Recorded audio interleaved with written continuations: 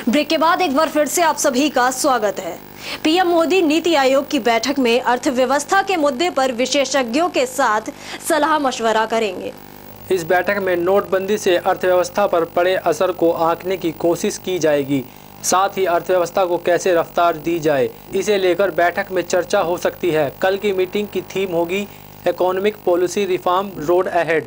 PM बैठक की opening में हिस्सा लेंगे। एक अधिकारी की माने तो कल पीएम मोदी के समक्ष 15 लोग प्रेजेंटेशन देंगे। बता दें कि कई इकोनॉमिक रेटिंग एजेंसियां ने भारत की अर्थव्यवस्था के प्रति नकारात्मक रुख जाहिर किया है। भारतीय रिजर्व बैंक ने खुद मौद्रिक नीति की समीक्षा के वक्त भारत की अनुमानित ग्रोथ रेट 7.6% को घटाकर 7.1 कर दिया है।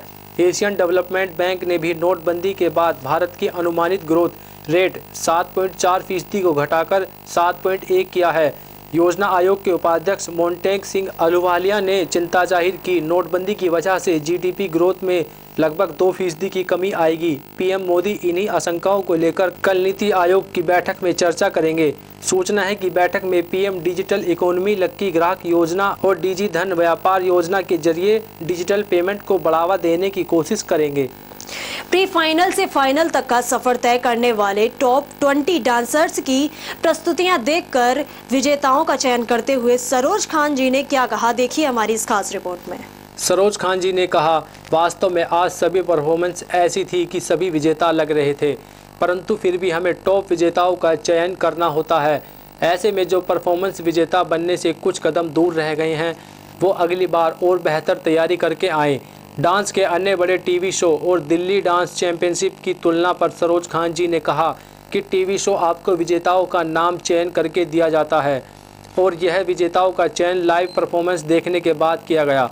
ये अपने आप में एक सराहनीय कदम है। शो के दूसरे जज डीजे सेजवुड ने कहा कि मुझे ऐसे मंच से जुड़कर बहुत खुशी हो रही है जिसने पूरे राष्ट्रीय राजधानी क्षेत्र दिल्ली के कोने कोने से प्रतिभाओं को अपने साथ जोड़कर न केवल एक भव्य मंच दिया बल्कि उनके आगे बढ़ने के लिए एक रास्ता तैयार कर दिया है। दिल्ली डांस चैंपियनशिप के पहले संस्करण के विजेताओं को उन्होंने शुभकामनाएं दी और जो विजेता बनने से रह गए उनके लिए अगली बार और तैयारी करके जुड़ने के लिए कहा।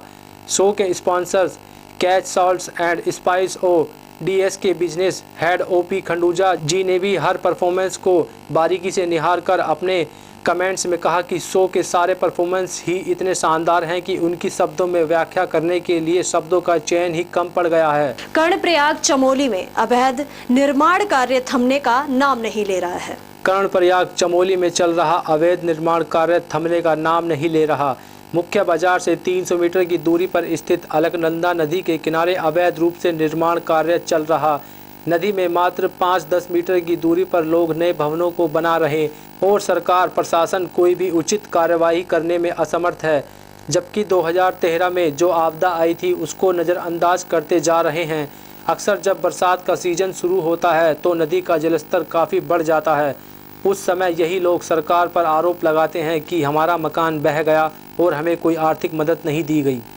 हमारे जो ये विजुअल था, जो ये वीडियो था, जो हमने आपको इसमें यह दिखाया है कि जो नदी है वो अवश्य मकानों से कितनी दूर है। इससे साफ तौर पर अंदाज़ा लगाया जा सकता है कि लोग कहीं ना कहीं अपनी जान को खतरे में रख कर अवैध रूप से अवश्य मकान यहाँ पे बना रहे हैं।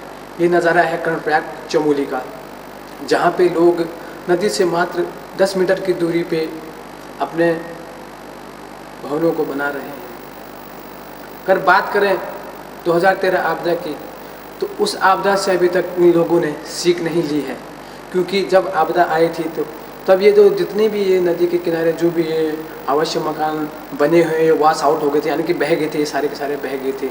लेकिन फिर से 4 साल बीत जाने के बाद फिर से ये लोग वही गलती दोबारा करने जा रहे हैं। इसमें अगर बात की जाए सरकार, नगर पालिका कर्णप्रयाग, तो कहीं ना कहीं ये लोग भी दोषी हैं जो इन पे की कोई उचित कार्रवाई नहीं कर रहे हैं। लोग धड़ल्ले से अवैध अतिक्रमण आदि चीज़ें यहाँ पे कर रहे हैं, लेकिन सरकार कुछ भी नहीं कर पा रही है। अगर देखें तो 2013 की आपदा कोई नहीं भूल सकता है, जब कहीं लोग बह गए, कहीं लोगों के मकान वो वॉश आउट हो गए, तो उस टाइम पे सरकार ने कहीं ना कहीं सरकार ने अपनी तरफ से कई कोशिशें की लोगों को बचाने के लिए, लेकिन लोग ही पहले ऐसी गलती कर देते हैं जिसका खामियाजा उन्हें बाद में भुगतना पड़ता है।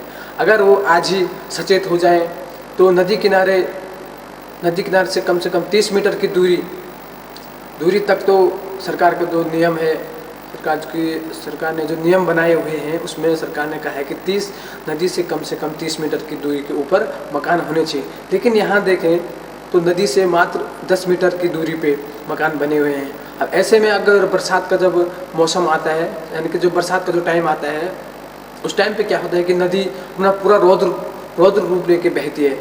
कहीं ना कहीं नदी आवासीय मकानों से कहीं ना कहीं 2 या 3 मीटर की दूरी पे नीचे रहती है जब कम बारिश हो।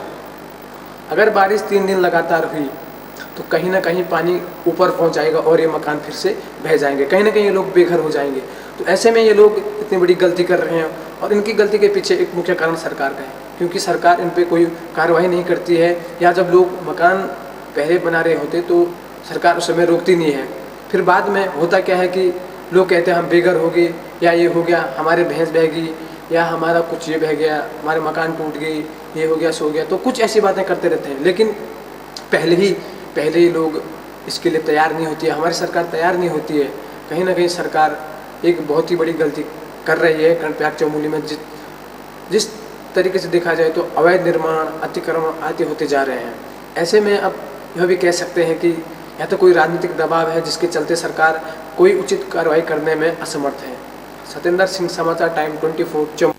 तो फिलहाल के लिए प्राइम टाइम में बस इतना ही, और तमाम बाकी खबरों के लिए देखते रहिए समाचार टाइम 24।